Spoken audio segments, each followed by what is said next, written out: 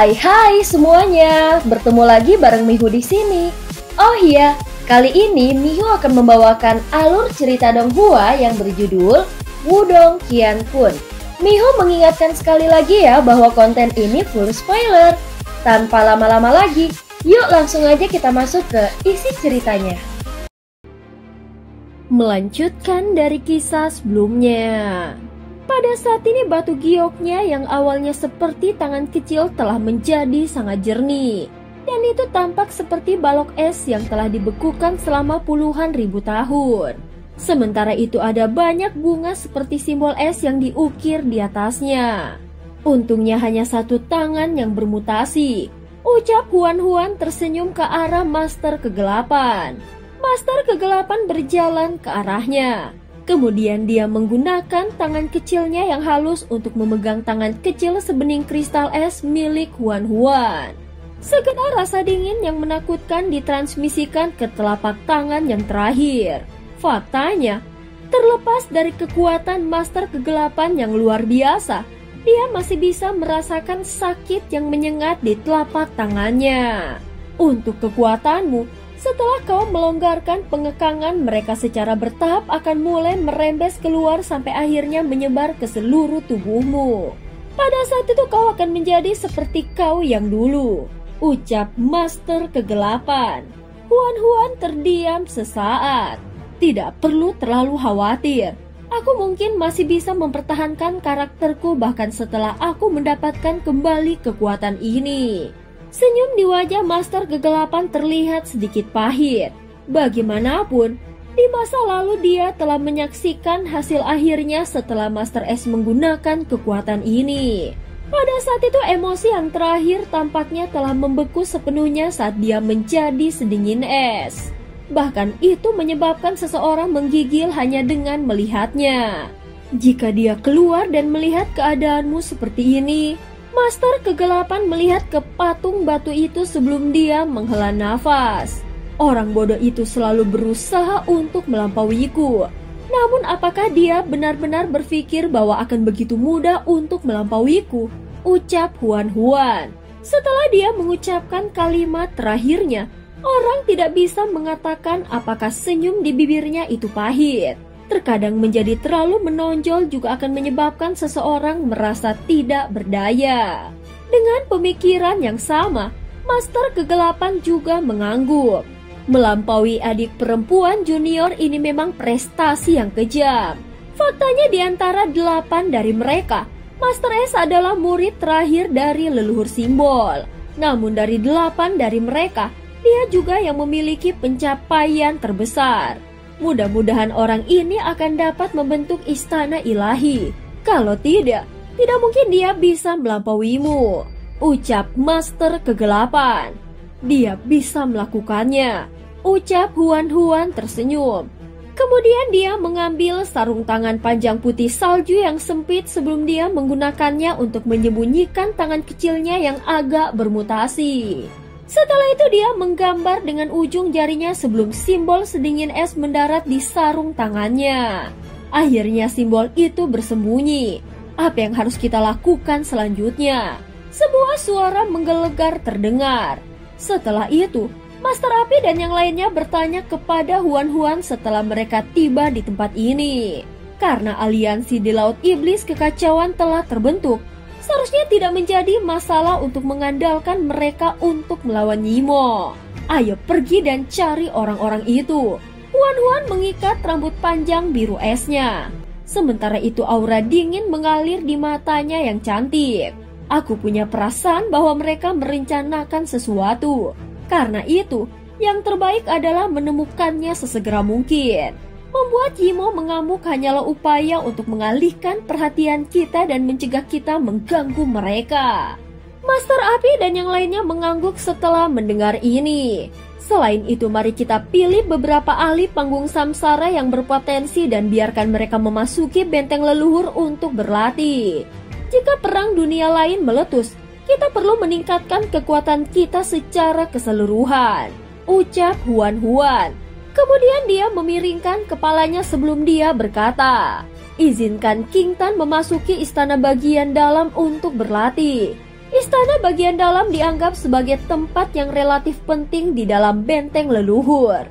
Meskipun lebih rendah dari tempat latihan yang dapat mendistorsi aliran waktu, itu jauh lebih baik daripada tempat latihan lainnya. Karena King Tan dan Lindong adalah saudara laki-laki dan perempuan, dia secara alami ingin memberikan perawatan yang lebih baik kepada King Tan. Ayo pergi, sudah waktunya untuk pergi. Huan memimpin dan berjalan ke depan setelah mengatakan ini. Tepat ketika dia hendak berbelok ke sudut, dia sekali lagi menoleh dan menatap patung batu itu dalam-dalam. Sementara itu dia mengepalkan tangan kecilnya yang sekarang mengenakan sarung tangan putih salju. Lindong, kau pasti akan berhasil. Aku akan menunggumu, ucap Huan. Scene berganti. Begitu Lindong melangkah ke patung batu, dia jelas merasakan dunianya berputar. Sebuah altar kuno telah muncul di hadapannya. Sementara itu di sekitar altar ada tangga batu yang menjulang tinggi mengarah ke awan. Lindong menaiki tangga batu itu sebelum dia perlahan naik menuju altar. Akhirnya dia sampai di puncak. Terlihat kasur tua dan rusak, sepertinya terbuat dari rumput dan hampir tidak menarik perhatian. Namun Lindong mampu mendeteksi aura berlama-lama di atasnya yang tampaknya menjulang di atas langit. Ini adalah ditinggalkan oleh leluhur simbol. Lindong memiliki ekspresi serius di wajahnya. Sejak awal waktu, selain leluhur simbol tidak ada orang lain yang memiliki aura itu. Ini seharusnya menjadi tempat di mana leluhur simbol pernah berlatih. Aku seharusnya membentuk istana ilahiku di sini ya. Lindong menggosok kepalanya saat dia merasa sedikit tertekan. Meskipun energi mentalnya telah maju ke tingkat master simbol tertinggi, dia tahu kesenjangan mengerikan yang ada antara tingkat kultivasinya dan tingkat master istana ilahi. Namun tidak peduli seberapa sulitnya, aku harus menyelesaikannya. Lindong melengkungkan bibirnya dan setelah Huan membuka benteng leluhur, dia samar-samar merasa ada sesuatu yang salah. Jika tebakannya benar, melakukan itu pasti merugikannya dalam aspek tertentu. Namun dia sengaja menyembunyikan fakta ini darinya. Aku tahu sangat sulit untuk melampauimu, namun bukan berarti aku menyerah sekarang. Lindong tersenyum. Segera dia perlahan duduk di futon tua dan rusak itu sebelum dia menutup kedua matanya. Kemudian pikirannya berangsur-angsur tenggelam ke dalam istana niwanya. Menciptakan istana ilahi pada dasarnya berarti mengubah istana niwan seseorang menjadi istana ilahi. Istana ilahi adalah sesuatu yang terbentuk secara alami. Selain itu sangat misterius dan tidak mungkin dantian seseorang tidak dapat dengan mudah menyelidikinya. Ini karena istana niwanya biasanya berkeliaran. Selain itu terkadang itu mungkin hanya setitik cahaya yang sangat redup. Namun itu mengundang semangat energi mental seseorang. Jika dantian seseorang dihancurkan, seseorang mungkin masih bisa bertahan. Namun jika energi mental seseorang terhapus, seseorang akan menjadi sayur tanpa kesadaran. Faktanya penciptaan istana ilahi kemungkinan besar dapat melukai istana niwan seseorang, yang pasti akan melukai semangat energi mental seseorang. Pada saat itu, istana ilahi seseorang tidak hanya akan gagal terbentuk, tetapi seseorang juga akan menjadi sayuran. Sejak awal situasi ini sudah cukup sering terjadi. Ini juga alasan mengapa banyak ahli puncak yang kultivasi energi mentalnya telah mencapai tingkat master simbol tertinggi tidak berani mencoba langkah ini. Ini karena mereka tahu bahwa langkah ini kemungkinan besar akan membunuh mereka. Namun ketakutan ini jelas tidak mampu menggoyahkan tekad Lindong. Bagaimanapun, dia tahu bahwa di dunia ini seseorang harus mengambil resiko untuk mendapatkan kekuatan. Oleh karena itu, jika dia tidak memiliki keberanian untuk mencoba dan melakukan kontak dengan kekuatan ini, dia tidak akan melangkah jauh dalam perjalanan kultivasinya. Pada saat itu dia hanya bisa bermimpi jika dia ingin melampaui Master S. Segera Lindong duduk dengan tenang. Namun pikirannya telah memasuki dunia lain. Scene berganti di dalam istana Niwan Lindong. Pikiran Lindong melayang di dalam istana niwannya yang liar dan penuh kekerasan. Segera dia memberikan senyum tipis. Ini karena dia bisa merasakan energi mental yang besar dan kuat melonjak di tempat ini. Namun jelas bahwa jika dia ingin membentuk istana ilahi, energi mentalnya harus lebih keras dan lebih hidup. Di masa lalu, dia fokus pada kultivasi Yuan powernya dan sedikit lalai dalam hal kultivasi energi mentalnya. Namun karena dia ingin membentuk istana ilahi sekarang, dia harus menebusnya. Ini akan membutuhkan jangka waktu yang cukup lama. Untungnya, dia punya cukup banyak waktu sekarang. Ini karena waktu di tempat latihan ini 10 kali lebih lambat dari dunia luar. Oleh karena itu, menghabiskan 10 tahun di sini setara dengan menghabiskan 1 tahun di luar.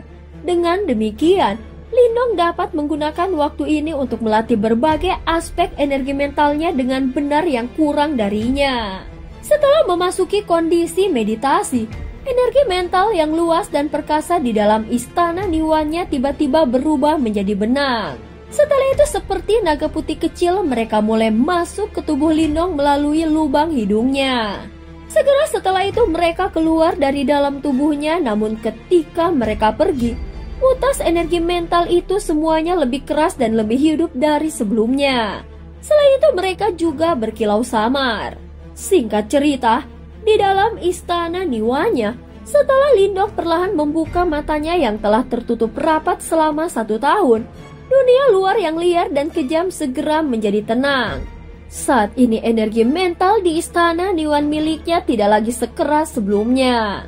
Sebaliknya mereka telah membuat transformasi bersama dengan kondisi mental Lindong. Oleh karena itu, selama Lindong tetap tenang, seluruh tempat akan berada di bawah kendalinya. Faktanya, kemanapun pikirannya pergi, energi mentalnya akan segera mengikuti.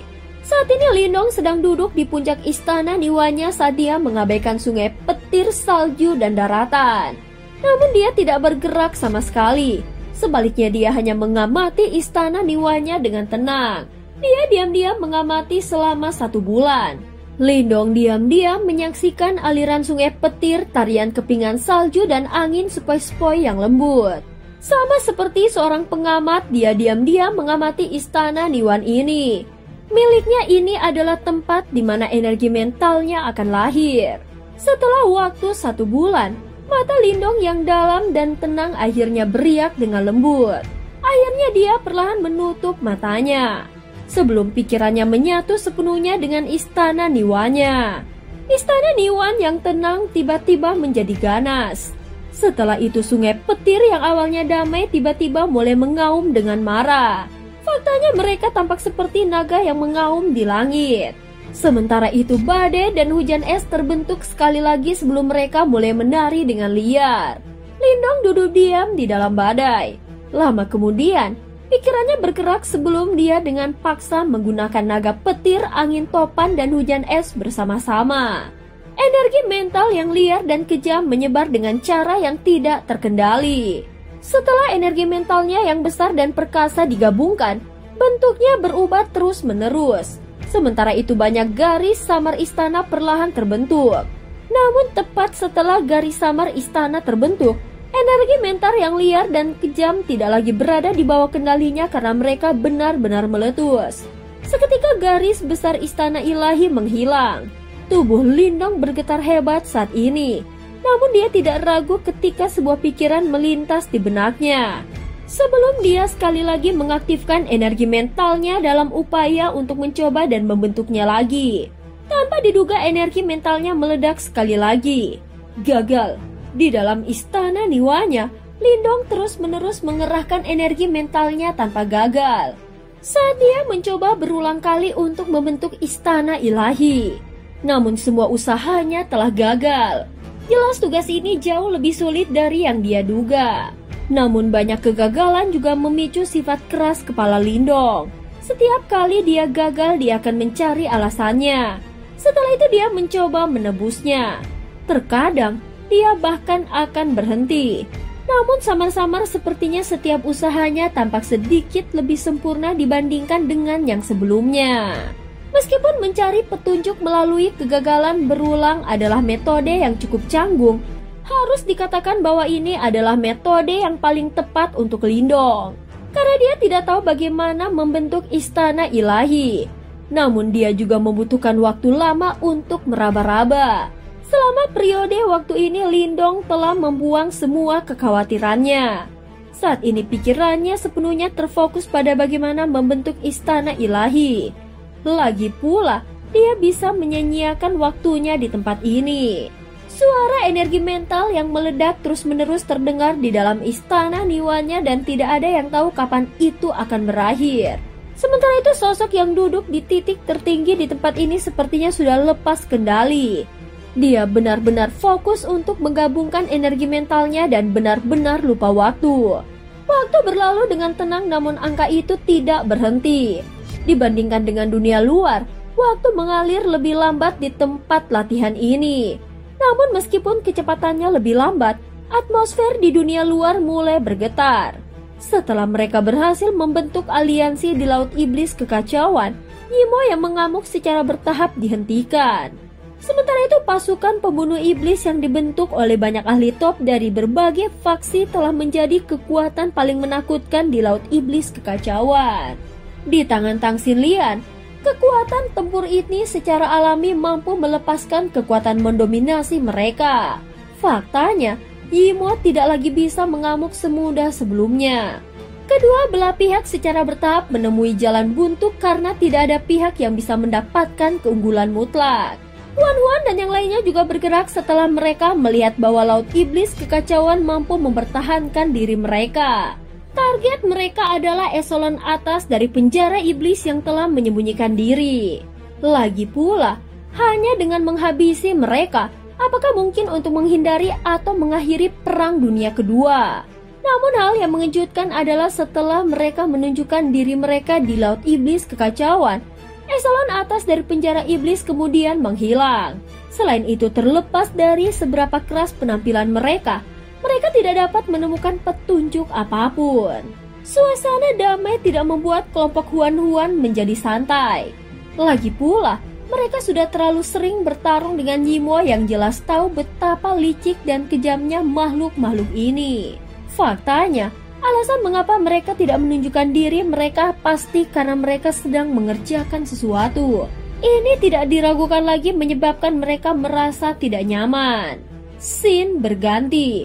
Wilayah Suan Timur. Huan sedang berdiri di puncak gunung sebelum dia menggunakan mata biru esnya yang cantik untuk melihat jauh. Ada sekte besar yang terletak di dalam pegunungan ini dan samar-samar mungkin untuk melihat sosok yang tak terhitung jumlahnya bergegas di dalam. Itu adalah sekte Dao.